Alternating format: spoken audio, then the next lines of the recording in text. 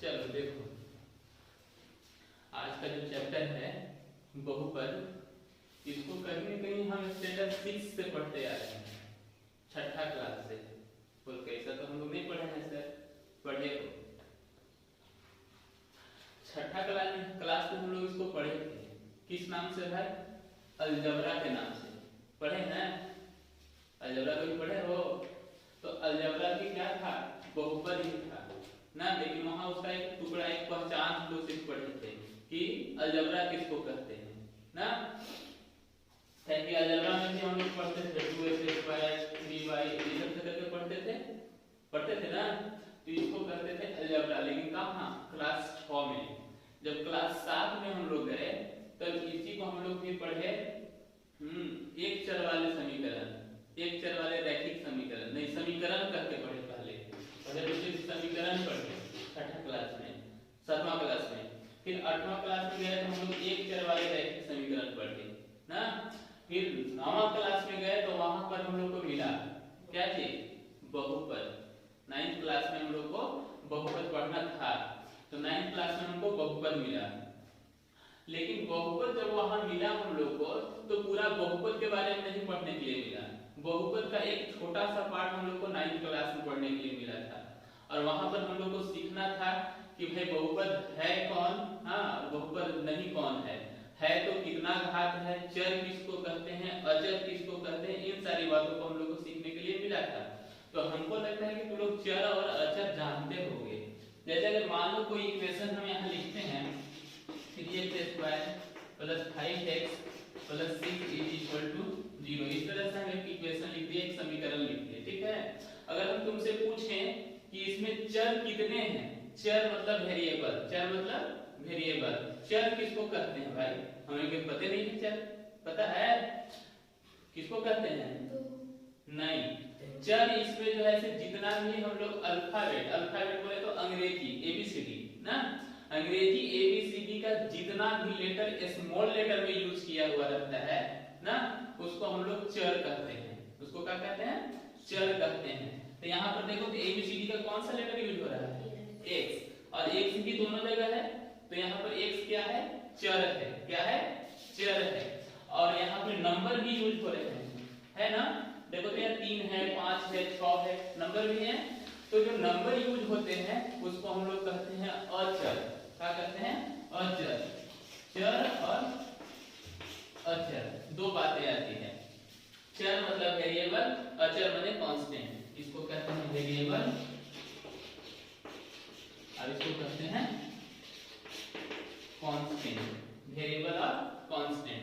Variable हमेशा बदलते रहेगा, वेरिएबल हमेशा बदलते रहेगा। जैसे x का वैल्यू कभी-कभी हम लोग को 0 आएगा, x का वैल्यू 1, x का वैल्यू -1, कुछ भी हो सकता है ना। इस तरह से हम लोग को मान x का अलग-अलग क्वेश्चन में अलग-अलग होते रहेगा, यानी उसका मान बदलेगा। आई बात समझ में? यानी वेरिएबल यानी चर, हम लोग देहाती भाषा में कहते थे चर मतलब गायब है, चर नहीं, गायब है चर है मतलब एक खेत में जरा ओकर थोड़ी में पता है कि कहां चर, पता चलता है नहीं ना, खोल के छोड़ दिया यहाँ चर कर वहां चर। मतलब चर मतलब किसी का खेत नहीं चिंता है, हाँ। तो चर मतलब वही चर, मतलब बदलते रहे वाला। x का वैल्यू क्या होगा? बदलते रहेगा। इसमें जैसे कभी-कभी कोई इक्वेशन में +4, कोई इक्वेशन में -4 ना, तो उसको कहते हैं वेरिएबल। लेकिन अचर कभी नहीं बदलेगा। कहीं पर 2 = 3 लिखा हुआ देखे हो क्या? नहीं, 2 = हमेशा 2 ही रहेगा। अगर 2 = 3 होने लगता है, 2 = 100 होने लगता है, तो 2 रुपया देके 100 रुपया नहीं ले सकते थे, लेकिन ऐसा नहीं है। तो जहां ये सब नहीं संभव है, इसको कहते हैं क्या चीज? कांस्टेंट। ये क्या है? कांस्टेंट। 2 बराबर हमेशा, हर क्वेश्चन में 2 अगर कहीं लिखा है तो उसका मतलब सिर्फ और सिर्फ क्या होगा? 2 ही होगा, उसके अलावा और कुछ नहीं हो सकता है। लेकिन अगर XYZ लिखा हुआ है तो उसका वैल्यू बदलेगा। आई बात समझ में? बदलेगा तो उसको कहेंगे चर, नहीं बदलेगा उसको कहेंगे कांस्टेंट, अचर। बात समझ में आ रही है? चलो, तो हम लोग जैसे ये चीज पढ़े थे कहां पर? 9th क्लास में। अब जब 10th क्लास में हम लोग पहुंचे तो 10th क्लास में हम लोग को ये नहीं पढ़ना है, हाँ, हम लोग को लेकिन 9th क्लास की कुछ बात याद रखना है ना। कुछ बातें याद रखना है, मतलब कुछ बात जैसे चर अचर याद रखना था, ये हम लोग को 9th में पढ़ना था। अब बहुपद की बात आई तो बहुत सारे इक्वेशन हम लोग को देखने के लिए मिलेगा, लेकिन उसमें हम लोग को कुछ कुछ बातें और जानना है। जैसे बहुपद कहते किसको हैं? हाँ, पहले बात तो यहाँ आता है कि बहुपद कहते किसको हैं, कहेंगे किसको। तो अगर हम लोग इसको संधि विच्छेद करें तो लिखा हुआ है बहुपद ना। अगर बहु को हम करना चाहें तो लिखा हुआ है बहुत। बहुत बहुत मतलब एक नहीं, एक से अधिक। बहुत और पद, पद मतलब टर्म ना, एक से अधिक टर्म, एक से अधिक टर्म। इस तरह से 2x + 3 ना, एक से अधिक टर्म, बहुत पद। एक पद नहीं, एक से अधिक पद। तो एक से अधिक पद रहेंगे तो उसको हम लोग क्या कहेंगे? बहुपद कहेंगे। क्या कहेंगे? बहुपद कहेंगे। परंतु उसमें भी हम लोग को ध्यान देने की बात है कि बहुपद तो कहते हैं सर, लेकिन यहाँ पे बहुपद अगर रहे, जैसा कि हम पहले भी बताए थे इन लोग को कि अगर बहुपद यहाँ रहे तो बहुपद कहते किसको हैं? तो बहुपद सर एक से अधिक पद रहता है उसमें, लेकिन चर, चर मतलब वेरिएबल, चर के घात हमेशा पूर्ण संख्या होना चाहिए। चर का घात हमेशा पूर्ण संख्या होना चाहिए, तभी हम लोग कह सकते हैं कि वह क्या है? बहुपद है। पूर्ण संख्या मतलब सर, पूर्ण संख्या मतलब अगर गिनती की संख्या हो तो पूरा पूरा हो, तभी हम उसको कहते हैं बहुपद, न तो नहीं कहते हैं ना। जैसे सर अगर हम कहें कि x के पावर 1/2 + 3, इसमें भी तो xyz लिखा हुआ है ना? नहीं है, x + 3 अलजेब्रा तो है सर। हाँ, अलजेब्रा है सर, तो क्या बहुपद भी है? इस बात की गारंटी आप दे सकते हैं? हम बोलेंगे नहीं, यह बहुपद नहीं है। क्यों नहीं है सर? तो हम लोग घात को देखते हैं। तो घात क्या कहलाता है भाई? तो घात हम लोग को कहलाता है कि चर, चर जो यूज किया गया है, चर के अधिकतम घात। अधिकतम घात जैसे यहाँ देखो, चर का अधिकतम घात कितना? 2। तो ये क्या पूर्ण संख्या है? हाँ सर, है पूर्ण संख्या। मतलब कहने का कि अगर आपको कोई समीकरण, कोई इक्वेशन लिखा हुआ मिले और आपसे पूछता है कि क्या यह बहुपद है, तो हम लोग को सिर्फ उसका पहले ध्यान देना रहता है कि वो बहुपद कब होगा। पहले तो एक से अधिक टर्म है, हाँ सर है, चलिए एक काम तो कर लिए। दूसरा काम सर उसका क्या कहे थे? उसका कहे थे कि घात चेक कीजिए। घात मतलब तो किसको देखें? चर को देखें। चलिए इसमें चर कौन है? x चर है, ये हम भी पहचान लिए। अब क्या देखना है? x चर में पावर कितना है? पावर मतलब घात, मतलब जो x y z लिखा जाता है ना, उसका माथा पर कुछ नंबर लिखे हुए होते हैं ना, तो उसका नंबर हम लोग देखेंगे। तो यहाँ तो सर 2 है, यहाँ 1 है, यानी कि गिनती की पूरी संख्या है। पूरी संख्या है तो सर हाँ है, तब इसको हम लोग कह सकते हैं क्या है? यह बहुपद है। आई बात समझ में? अगर इसी का पावर रहता है 1/2, अगर इसी को हम लोग लिख देते हैं √x ना, और तुमसे पूछते हैं कि क्या यह बहुपद है, तो हम लोग का आंसर जवाब क्या मिलेगा? नहीं है। क्यों नहीं है? क्योंकि इसका पावर जो है, इसका घात जो है, हम लोग को क्या है? पूर्ण संख्या नहीं है, परिमेय संख्या है। आई बात समझ में? p/q के फॉर्म में है, बटा के फॉर्म में है। किसी का पावर अगर तुमको लिख देगा 0.5 और पूछेगा कि क्या यह बहुपद है, तो हम लोग का जवाब होगा कि यह बहुपद नहीं है। आई बात समझ में? तो हम लोग को सिर्फ ये देखना होता है कि समीकरण जो इक्वेशन दिया है एक से अधिक टर्म है, हाँ सर है, पहला काम कर लिया। दूसरा काम उसमें चर है, हाँ सर चर है। हो सकता है कभी कभी तुम लोग को एक से अधिक चर वाले भी समीकरण मिले, लेकिन जहाँ पढ़ रहे हो, जिस क्लास में भी पढ़ रहे हो, उसमें सिर्फ और सिर्फ एक ही चर मिलेगा पूरा क्वेश्चन में। पूरा यहाँ से लेके 2.1 2 3 4 जितना भी पढ़ोगे सब में सिर्फ एक ही चर वाला मिलेगा। x मिलेगा तो सब में x, y मिलेगा तो सब में y ही मिलेगा। तो पहले से इक्वेशन देखेंगे, दूसरा में चर देखेंगे। अब चर के घात, चर के घात, तो घात उसका बोलते हैं जो उसका अधिकतम पावर रहता है ना, पावर अधिक हो उसको कहते हैं घात। इतना बात समझ में आ रहा है? चलो इसके बाद हम लोग को जानना होगा कि बहुपद के अभी जो क्लास में पढ़ रहे हैं उसमें 3 प्रकार, 9th में भी हम लोग इसको पढ़े थे। तो अभी इसके पॉलिनोमियल्स यानी बहुपद के 3 प्रकार पढ़ने हैं। कौन कौन भाई? तो पहला होता है रैखिक बहुपद। पहला कौन है? रैखिक बहुपद। दूसरा होता है द्विघात बहुपद और तीसरा होता है त्रिघात बहुपद। सर इसके बारे में तो कभी सुने ही नहीं है हम लोग। चलो देखो, रैखिक बहुपद किसको कहते हैं? अगर कोई समीकरण हमको दिया हो ना, कोई इक्वेशन हमको दिया हो और उसमें उसका घात सिर्फ और सिर्फ कितना मिले, 1 मिले, कितना मिले, 1 मिले। जैसे हम यहाँ लिख रहे हैं x प्लस 1, इसमें अगर बोले तुमसे कि x का घात कितना, 1, तो x का घात 1 है, अगर सॉरी हाँ घात, तो x का घात कितना है, 1 है। तो इस तरह की इक्वेशन को हम लोग कर सकते हैं, क्या कर सकते हैं, रैखिक पॉलिनोमियल ना, रैखिक बहुपद, लीनियर पॉलिनोमियल ना। दूसरा कहते हैं द्विघात पॉलिनोमियल। द्विघात एक नाम में क्या है, द्वि, द्वि मतलब दो, द्वि मतलब दो और घात माने पावर। कितना पावर होना चाहिए, 2 पावर। जैसे सर ऐसे लिख सकते हैं x² + 3x + 2। तो देखो तो x, हाँ सर यूज तो हुआ है, हाँ x का अधिकतम पावर कितना है, 2।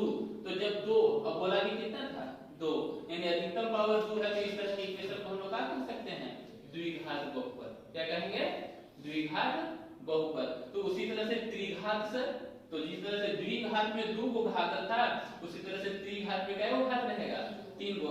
ऐसा नहीं समझ लेना कि 3 को मतलब x y z ऐसे 3 को रहेगा, ये नहीं, ये वेरिएबल है।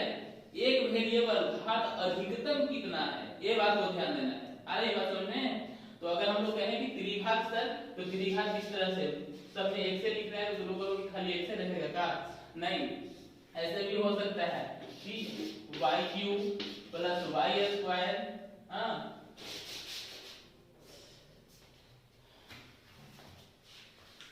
थोड़ा रोको।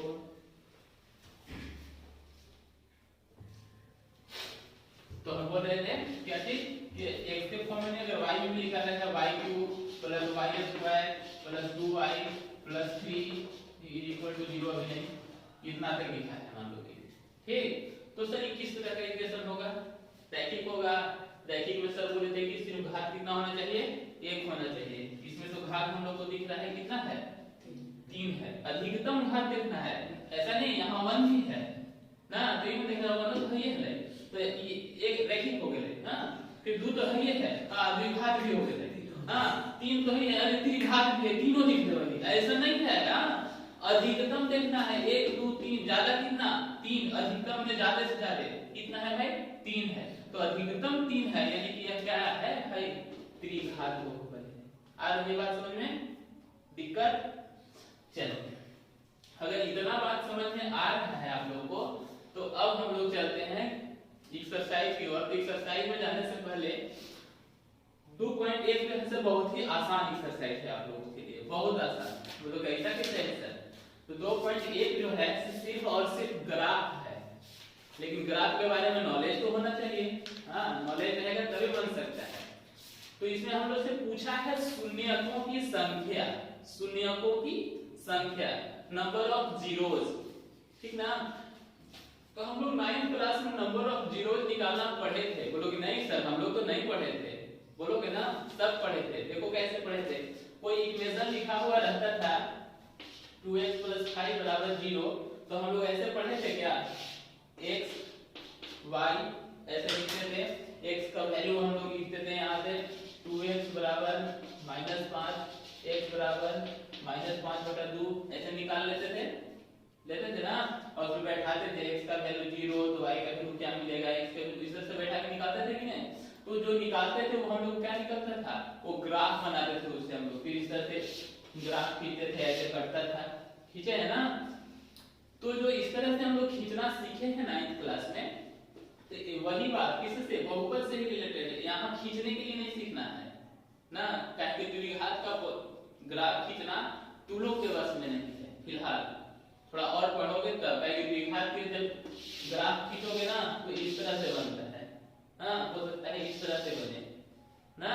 तो इस तरह का द्विघात का ग्राफ बनता है, वो द्विघात नहीं खींचना है, सिर्फ और सिर्फ हम लोग को किसका ग्राफ खींचने के लिए पढ़ना है, रैखिक बहुपद का ग्राफ खींचने के लिए पढ़ना है, सिर्फ रैखिक पे पढ़ना है। बाद बाकी के सब का ग्राफ खींचा हुआ मिलता है हमको सिर्फ निकालना रहता है शून्यकों की संख्या। अब शून्यक की संख्या कैसे निकालेंगे भाई, तो शून्यक की संख्या निकालने के लिए हम लोग को ध्यान देना पड़ता है सिर्फ और सिर्फ जिस अक्ष के बारे में बोलेगा उस अक्ष को ध्यान में रखना है। अक्ष मतलब सर अक्ष तो आप लोग जानते होंगे, ग्राफ में इधर वाला को कहते हैं एक्स अक्ष और इधर वाला को कहते हैं वाई अक्ष, ऐसा ही ना। तो एक्स अक्ष और वाई अक्ष, एक्स एक्सिस और वाई एक्सिस, तो हम लोग को सिर्फ यहाँ देखना रहता है कि जो ग्राफ हम लोग खींच रहे हैं वो एक्स अक्ष को किस पॉइंट पर और कितना पॉइंट पर, मतलब कितने बिंदु पर काट रहा है। मान लो कि कोई ग्राफ हम लोग खींचे ऐसे, खींच दिए। अब हम लोग देखेंगे इसमें कि एक्स अक्ष कहाँ है, ये एक्स अक्ष है और ये लाइन जो है से एक्स अक्ष को कितना बार काटा है, कितना बार काटा है। तो देखो तो एक्स अक्ष को कितना बार काटा है, एक बार। तो जब एक बार काटा है तो इसका शून्य की संख्या कितना होगा, एक होगा। कितना होगा, एक होगा। समझ में आ रही है हम बात जो बोल रहे हैं। ग्राफ जो हम खींचेंगे वो एक्स अक्ष को जितना बार काटेगा उतने शून्यकों की संख्या होगी। बात समझ में आ रहा है कि दिक्कत है नहीं ना। तो जो बात हम बोल रहे हैं वो बात को हमको लिखना भी है, लेकिन पहले तो सुन लो। एक्स अक्ष को कोई भी ग्राफ जितना बार काटता है वह उस बहुपद का शून्यकों की संख्या होती है, पहला बात। दूसरा बात, जिस बिंदु पर काटता है, मान लो कि यहाँ 1 है ना, जिस बिंदु पर काटता है वो उसका शून्यक होता है। अगर उसको बैठा दो तो उसमें, तो उसका आंसर 0 मिलेगा। जैसे x - 1 अगर समीकरण है हमारे पास, तो इसका हम लोग कहेंगे कि शून्यक की संख्या, तो x की जगह 1 अगर बैठा दें तो क्या हो जाएगा, ये 0 हो जाएगा। तो उसका ग्राफ इस तरह से बनेगा। आई बात समझ में। तो अगर हमसे बोलेगा कि इसका शून्यक कौन है, जिसका शून्यक 1 है, कितना शून्यक है, नंबर ऑफ जीरोस कितना है ना, कितना शून्यक है, तो एक जगह काट रहा है तो 1 होगा। तो कहोगे सर 2 की जगह कटेगा का, हो सकता है, मिलेगा उस तरह का। हो सकता है ऐसे करें, ऐसे निकल जाए, हाँ तो ऐसे निकलेगा तो देखेंगे भाई एक अक्ष को कितना जगह काट रहा है। तो एक अक्ष को यहाँ भी काट रहा है, एक अक्ष को यहाँ भी काट रहा है, एक अक्ष को यहाँ भी काट रहा है। कितने जगह काट रहा है, 3 जगह।